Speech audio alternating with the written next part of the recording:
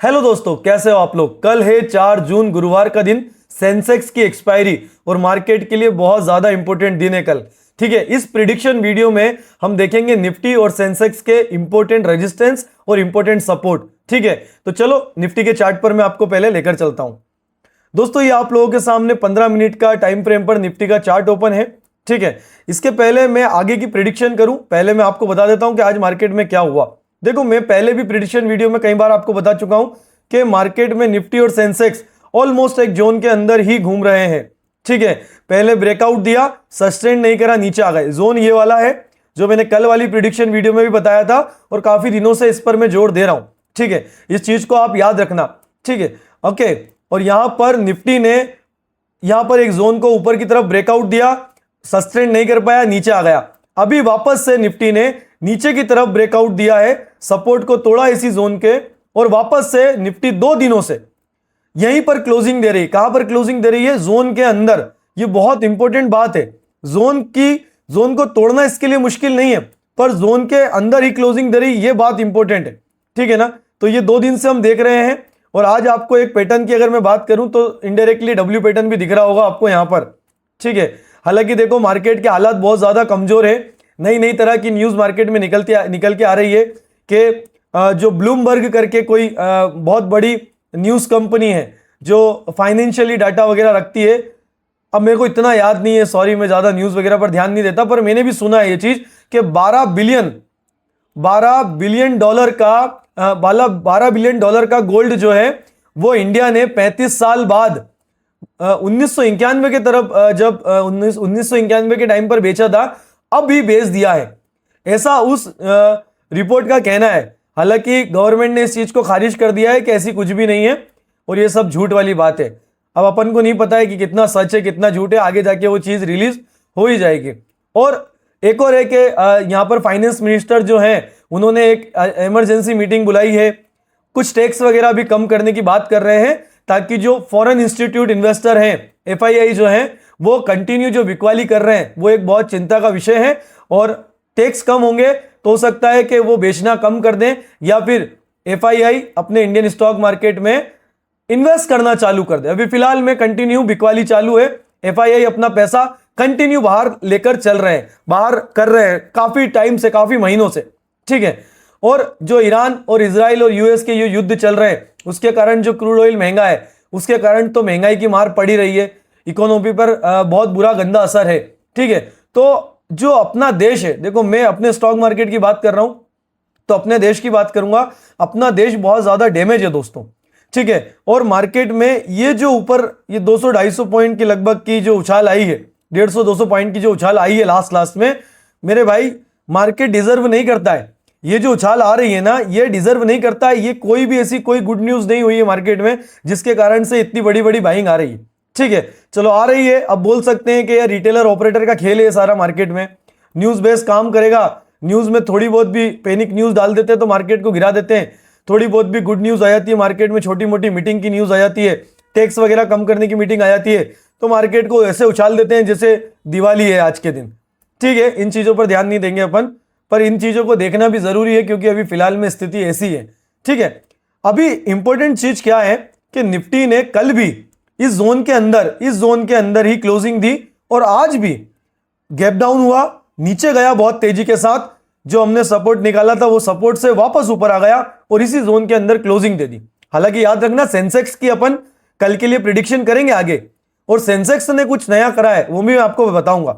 ठीक है, तो अब यहां पर क्या पॉसिबल कल के लिए इंपॉर्टेंट रेजिस्टेंस और इंपॉर्टेंट सपोर्ट, कल वाली प्रिडिक्शन वीडियो जिसने देखी होगी, ज्यादा कुछ चेंजेस नहीं है, फिर भी आप लिख लो ताकि कल लाइव मार्केट में ये लेवल्स पर जब मार्केट आए तो आपकी नजरें रहे, आपको पता रहे कि ये लेवल्स सपोर्ट और रेजिस्टेंस के लेवल है। यहां पर मार्केट आकर कुछ ना कुछ गतिविधि करेगा और उन गतिविधियों को पकड़कर आप बहुत अच्छा ट्रेड प्लान कर सकते हो कल के लिए। ठीक है, तो ये चीज देख लो। अगर निफ्टी कल के दिन गैप अप या गैप डाउन ओपन होती है तो जो इंपॉर्टेंट रेजिस्टेंस और सपोर्ट है, पहले अपन सपोर्ट से बात करते हैं। सबसे इंपॉर्टेंट निफ्टी के लिए जो सपोर्ट बना हुआ है वो है 23,300 का।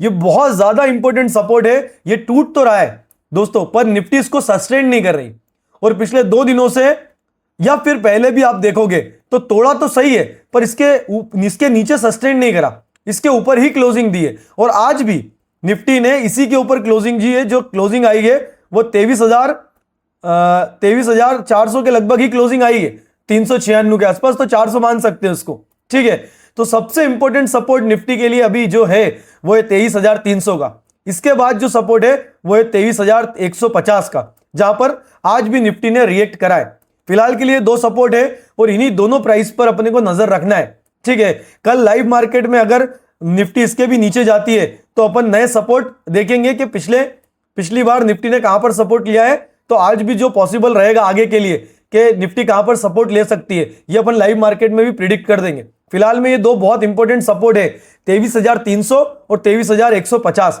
इस पर आपकी निगाहें होना चाहिए, नजर होना चाहिए। चलो ठीक है, अगर मान लो निफ्टी ऊपर की तरफ जाती है तो पहला इंपॉर्टेंट रेजिस्टेंस क्या है? इंपॉर्टेंट है बट स्ट्रांग नहीं है। अभी भी मैं बोल रहा हूं, निफ्टी अगर इसको तोड़ना चाहेगी तो बहुत इजीली और बहुत आराम से तोड़ सकती है। हाँ, यहां पर आएगी, थोड़ा बहुत रिएक्ट करेगी, देन उसके बाद तोड़ सकती है इसको। ठीक है, तो ये इंपॉर्टेंट रेजिस्टेंस जो है वो है 23,600 का। देखो, अगर एकदम से अपसाइड की रैली आई ना तो 23,600 इतनी बड़ी भूमिका नहीं निभाएगा, बहुत इजीली टूट सकती है ये रेजिस्टेंस है तो सही, पर ज्यादा मजबूत नहीं है। फिर भी मार्केट ने कई बार इस जगह पर आकर रिएक्शन किया है, तो यहां पर आने के बाद मार्केट रिएक्ट करेगा। हो सकता है यहां से नीचे चले जाए या इसको तोड़ने के बाद ऊपर की तरफ आए। ठीक है, उस रिएक्शन को हमें पकड़ना है और उस पर ट्रेड करना है अपन को। ठीक है, दूसरा इंपॉर्टेंट रेजिस्टेंस, और ये इंपॉर्टेंट क्यों है? क्योंकि मार्केट में निफ्टी कई बार इस जोन में ही घूमी है और बार बार इसी प्राइस से टकराकर नीचे आई है। ओके, तो निफ्टी के लिए ये सबसे ज्यादा इंपॉर्टेंट रेजिस्टेंस है जो आप लोग बहुत अच्छे से जानते हो, 23,800 और 23,850 या 840। ये बहुत ज्यादा इंपॉर्टेंट रेजिस्टेंस है दोस्तों। आपको सिर्फ दो लेवल नोट करने हैं, 23,800, 850 और 23,300 या 350। ये बहुत इंपॉर्टेंट सपोर्ट और रेजिस्टेंस है। ठीक है, और दूसरा रेजिस्टेंस है, अगर यहां पर निफ्टी इस रेजिस्टेंस को तोड़ती है तो 23,950 या 24,000, जो मैं रोज बता रहा हूं फिलहाल में। ठीक है, तो ये बहुत इंपॉर्टेंट सपोर्ट और रेजिस्टेंस है ये पांचों। ओके, और ये जोन के अंदर क्लोजिंग आ रही है। देखो दोस्तों, कुछ भी हो सकता है। अगर मार्केट में थोड़ी सी भी गुड न्यूज आई तो निफ्टी तुरंत उछक कर 23,800 के आसपास आ जाएगी, तुरंत, बिल्कुल भी देरी नहीं लगेगी। ठीक है, पर अगर मार्केट में जो इतनी सारी नेगेटिव न्यूज चल रही है और कुछ भी एक बड़ा हो गया ना, तो निफ्टी को बिल्कुल भी देर नहीं लगेगा 23,000 तक पहुंचने में। याद रखना, मार्केट वैसे भी अगर आप देखोगे ना, फाइनेंशियली बहुत ज्यादा कमजोर है।